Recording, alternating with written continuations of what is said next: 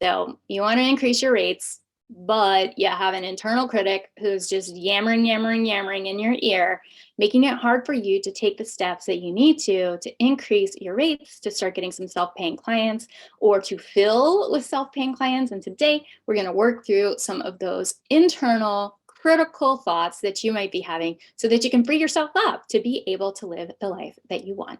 I'm Amber Lyda. I'm a licensed psychologist, and I teach therapists how to build successful six-figure online therapy practices. Today, I'm going to give you a quick and easy way to work around that internal critic that will not stop yapping at you. And so I know that most coaches teach you that the way for you to start billing higher, to start having higher paying self-pay rates, is to really tap into your worth and to make sure that you are owning your worth via your rates. Well, you guys, I have a lot of work to do in that area, apparently, because that strategy never worked for me. So what I did instead is I did math and experimentation, and I'm going to teach you the math and the experiments that are going to let you bypass the work on your self-worth that many people will say is required before you can increase your rates. And I'm going to tell you that instead, if you can do the math and the experimentation and you see, oh my gosh, my clients are paying my full fee rate, all of a sudden, you're going to start feeling more worthy of that rate. And so it's a backdoor way to start working through your worth, which is not the point here. The point is that we don't have to wait until you feel worthy to have rates that support the life that you need to live. So paying off your loans, being able to fund your retirement, I don't know, paying down your mortgage, being able to go on vacation, having time to pick your kids up from school, all the things that we would like to have in our lives. I want to read to you two quotes. So I've been reading Atlas of the Heart by Brene Brown recently, and one of the quotes in there is, daring to set boundaries is about having the courage to love ourselves, even when we risk disappointing others. There will be clients that you disappoint because you weren't a good fit in some kind of way. Many of you have already had this experience. And one of the ways that you might not be a good fit is your rate. Your rate might not fit for their financial situation. And so being able to hold your boundary, even when it's going to result in disappointing someone else, including other therapists who might be judging you, whole video about that for you if you want to check it out. That is a sign of health. Related insight here, also in the same book by a different author. So Prentice Hemphill, who I read this quote again in Atlas of the Heart, was, boundaries are the distance at which I can love you and me simultaneously. So your love for the other person doesn't cost you the love for yourself. And I want to share with you a story about my own therapist and how we landed on our rate together. So I didn't know my therapist's rate when I was just calling as a potential client, was not on the website. And I had heard about this person from multiple friends. So I had been asking, like, I need a therapist. I don't know who to go to. It's hard to find a therapist as a therapist. This person's name had come up repeatedly. So he was already what I would call a warm lead. So if you're in my course, you hear me talking about marketing a lot and talking about cold, warm, and hot leads. I was already warmed up to this dude, right? So when I call and we do the free consultation, it was evident to me, like, oh boy, he and I are a really good match. He did a great free consultation. And part of that consultation eventually involved telling me his rates. He did not tell me his rates in the beginning. And when he told me his rate, my initial reaction was like, ooh, I definitely cannot afford that rate. Nuh-uh. I can't pay that much. And he said to me, looks like you had sticker shock. And I think maybe what would be helpful, because it feels like we're a really good fit in every other kind of way, is to take some time, look at your finances and check it out and see, was that just a sticker shock reaction, or truly is it not affordable? In which case, I'll help you find somebody else. And I'll also look at my finances and see if it is realistic for me and my family for me to lower that rate. And let's see, where we land, see what happens. And he scheduled a follow-up with me, and I met him for that follow-up. And I did look at my finances, and I saw that I could-ish afford that rate. I was going to have to give up a few things to afford it comfortably. And so that's a lie. I couldn't afford the rate. Let me go back. I couldn't afford the rate, but I could afford close to the rate, not comfortably. I was going to have to give some things up. And so I did. I chose to give up several things in my life that had been kind of normal at that point, including my fancy cable package, so that I could come closer to his rate. And when we met, I said, I can't get to that rate, but I can get to here. And it was, some amount off. And he said, that's perfect, because when I did the math, I could get to that same place. So we coordinated, and it was such a beautiful example of how he said to me, not that I'll just slide the scale to wherever you need, right? He said, I'm going to go check with my family, my finances for my family. So he was modeling for me, and come back to you and see if there's some wiggle room, and you go do the same. Just a beautiful example. Boundaries are the distance at which I can love you and me simultaneously. Prentice Hemphill. Hope I'm saying that right. So let's talk about the math. So let's figure out your math so that you know where you need to be. I think about this, and there's a formula in my course that I go through in detail, but just kind of a quick overview. So if you think about what you need to be able to afford to live your life right now, come up with that number. And I always work in gross because it's easier. But if you want to work with adding in taxes, I go heavy at 30% because I don't want to be wrong and owe more money. So totally up to you.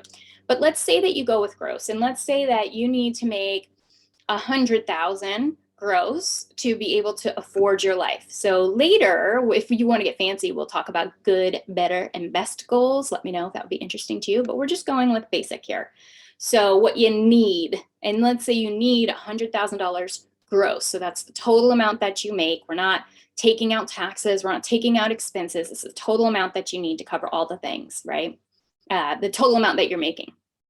So 100,000, then I'm going to think, all right, so how many weeks do I want to work? And I want to work 48 weeks. I don't want to work 52. So I'm going to divide that 100,000 by 48 weeks. That's how much money I need to make per week. Then I'm going to divide that by the number of hours I want, not the number of hours you think you need to, but the number of hours you want to work. I wanted to work 12 to 15 clinically, because I wanted to build a side hustle on the side, and I knew I needed time to do that. So then you're going to go ahead and do that division, and that is the fee per hour that you need to charge to live the life you want, to fund the life you want, to work the hours you want. So I'd love to hear any qualifying questions that you have about that. That's obviously like a very unsophisticated kind of math, but that is exactly the math that I did to land at $200 an hour, 12 to 15 clients per week. And then the rest of the time was going to be being able to work on my side hustle. And then over time, my ultimate goal was to have most of my income coming from the side hustle so that all of my therapy could be icing on the cake, which is where it is right now. So it can be done.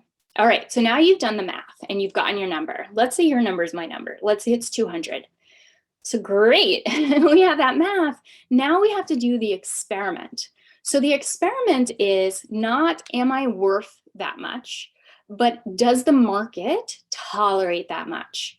So what that meant for me was I was going to go hard at marketing for 6 weeks in every way that I could think of and see what was happening. And if I was getting any traction at all, I was going to go ahead and continue marketing for another 6 weeks. And then I was going to see, am I still getting traction? And is this doable? So I knew how much money I needed to make and how quickly, because math. And so I knew how much time I had to experiment. And if you're in my courses or in my coaching, I walk you through based on your particular variables, where you need to get and how quickly. And sometimes we use marketing principles that get you cash fast, but maybe less cash. Sometimes we use marketing principles that will make you more money overall, but takes longer. Totally depends on your situation.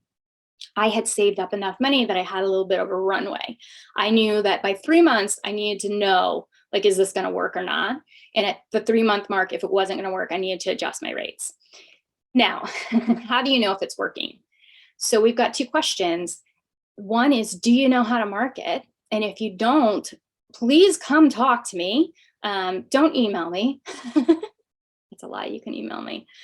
It's dramberlight@gmail.com, dr.amberlight@gmail.com. Or just better yet, drop it in the comments and tag me and I'll answer your questions there. I have a course, I have a bunch of free stuff. I'll help you. I will help you. Anyway, got off the point.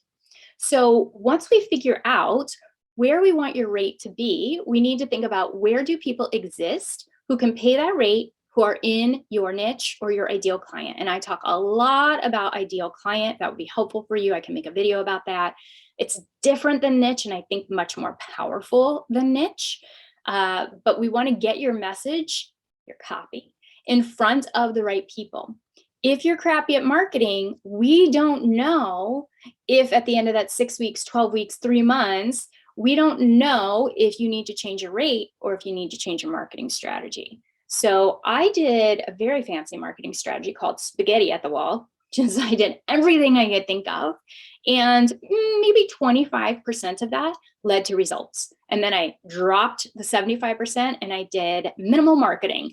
I just did the stuff that worked and I did it over and over and over again. And to be totally, totally transparent with you, I shouldn't even tell you this, to be totally transparent, after my practice filled, I did a little bit more marketing, but I haven't marketed since year one.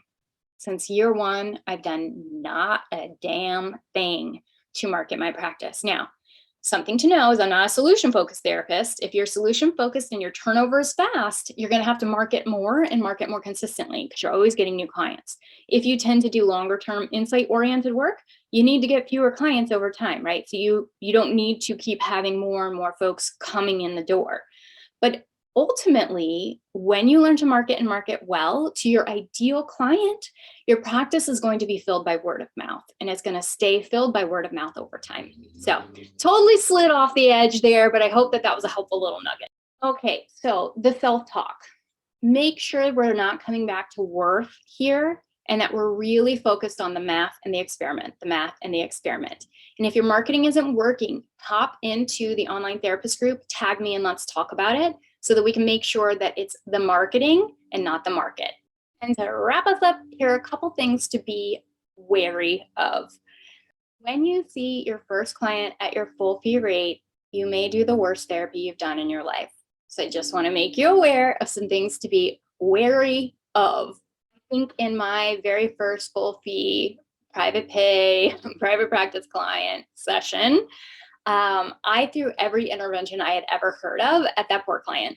I felt the need to perform, to do things different, to get big results because they were paying more for that session than I had ever been paid before. So just a little normalizing if that happens to you. And also just to remember that the literature is clear.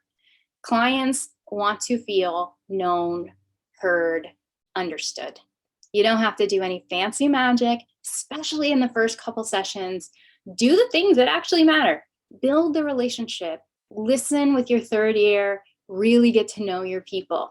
And that is going to make the therapy worth it for them. I think it might be helpful to have some more conversations about some of the conversations that I've had with clients about my rate and what you might want to do in your conversations with clients about your rate. Let me know in the comments and I'll make you a video about it. And if you want to learn more about how to market to your ideal client, you might want to join me in a course that I have coming up. I'll drop a link below for you to learn more about it. Hope that you have a beautiful day.